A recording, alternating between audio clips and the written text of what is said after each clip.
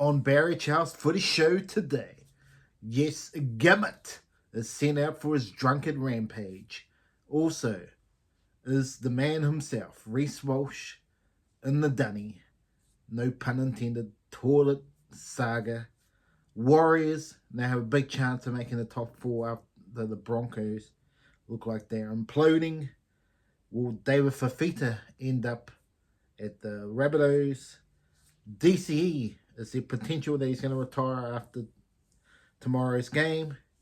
And all the finals wrap up as we get ready for the finals football as Roosters and Rabbits play in the final round for redemption as Cameron Murray returns, or will it be the Roosters playing finals football? Let's get to it right here, right now on Barry Charles for the show.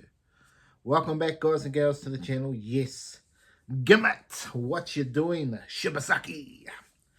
Absolute ridiculous thing to do before the finals.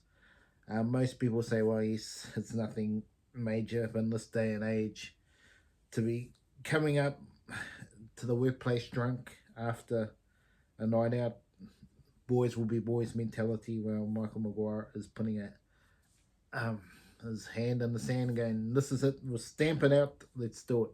But is it going to cost him any chance of top four? Potentially, even with him in the team, I don't think they're going to beat the Storm tonight, in my humble opinion. Storm always rebound from a game against Craig Bellamy, so I don't think the Broncos are going to even win tonight anyway. But yes, this has put some rocks and diamonds, and whether I know it talks about Durant and Dane Marin are going into the centres. I think there might be a swift in. They swap the team around a little bit to finish. I think regardless of what they do, there's big problems for the Knights. But for Madge, I think it's good on him for doing it in terms of morale and all that for going forward. But for this season, I think he's put the curtails through the season right here, right now with that statement. We'll see. But big call. What about, and if he got suspended, what about Reece Walsh? I know it's taller gag, whatever you want to say, but to me, that's more disgusting than what he did. Let's be honest. It's just, I don't understand these stupid pranks, how they get all these views on YouTube, but it's the way of the world at the moment. Stupidity rules.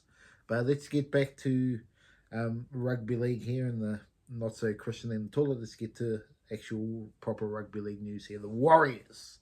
Are they top four bound now with this? Well, we'll find out after today. But if they cannot beat Manly, they have no chance in the final series. They'll get knocked out straight away by Penrith. As simple as that. If they want to make a statement, they need to win, and they need to win convincingly.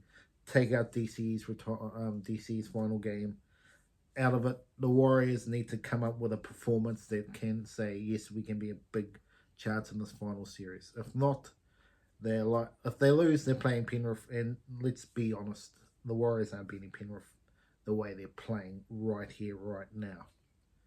If they lose to Manly, they'll lose to Penrith. Even though I want the Warriors to win, don't get me wrong. But they haven't shown in a performance that they are a top team in the final series. They need a win, and they need to win badly. They need a win. I think they got more chance against the Roosters than they do against Penrith. Let's just put it that way. For the Warriors' sake. And if they can get the double chance, that's better because the other teams have played semi-final football straight up. So that's the Warriors need fourth. The Warriors need fourth more importantly than the other two. Or you could say it's important to anyone to win the premiership. Because if you can beat Canberra in Canberra, you're one game away. So to say fourth is not important, but it's more important for the Warriors in terms of their chances of winning the series. The Sharks versus Penrith at Shark Park or something, that's got to be a chance. Broncos v Penrith, that can potentially happen as well. So there's a lot of permutations basically about all this finals football. If they all win, Broncos get through. If they lose, the Broncos get through. If the Broncos win, they're guaranteed fourth. But if they lose, then that opens the door for Cronulla and the Warriors if either of them win. If they both win, Broncos finish sixth, and they end up playing Panthers, which I think virtually everyone is trying to avoid. You'd rather play Canberra and Canberra because at least you got a game next week. They're all trying to avoid playing Penrith in 7th. That is the bottom, even if it's a home game. Um, but reality, and pure reality of what has been happening in terms of games, the Warriors should be the best chance of beating Manly. In terms of what should happen, the Warriors should get top 4.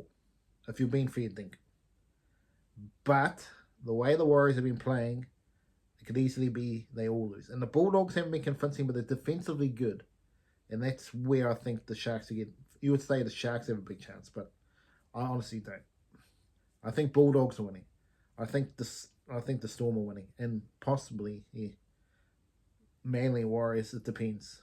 They'll turn up they will turn up for DC, I'm sure about it. And it's just up to the Warriors if they want to be the team they want to be. But they can easily lose the way they've been playing, and we'll see them play Penrith. Very interesting finish to the season in terms of that. The Warriors should win, but you should be saying they should have been winning the last couple of weeks. They haven't. So, question marks over the Warriors for sure in terms of where they're going to end up. David Fafita, what's happening there? Is he on his way back to the Rabbitohs? I mean, not back to the Rabbitohs, to Wayne Bennett? Absolutely. It's happening.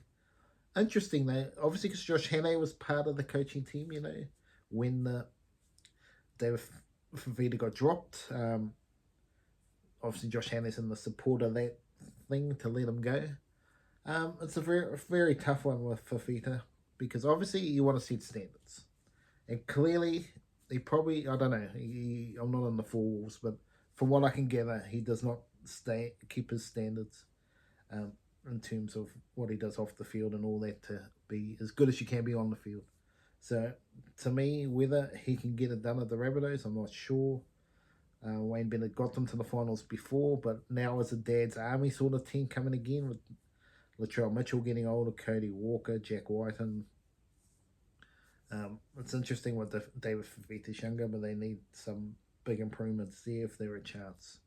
But to be honest, he's not the solution. They need a prop. They need a Fanua Blake. They need a James Fisher-Harris. They need a player like that. That is what the Rabbitohs are missing. You add someone like that to the team, if Tafita Talola can come back and play his best football. But you need someone with that class, age, and up to that talent. If they can find that player, whether it's in their own system or find someone, that's where they need to look. That's where I'll be looking instead of Fafita. They'll be looking for someone like that. But that's the way it goes. Let's have a look at what else. DC, will he retire?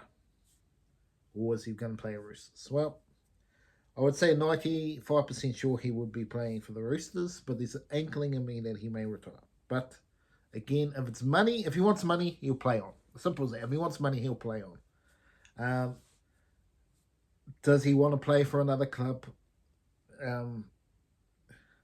Obviously, there's fights within Manly in terms of the hierarchy in DCE and maybe the playing group, who knows. But yes, I don't want to see him playing for anyone else. But in saying that, he's not winning them a premiership. And is he going to win Roosters premiership?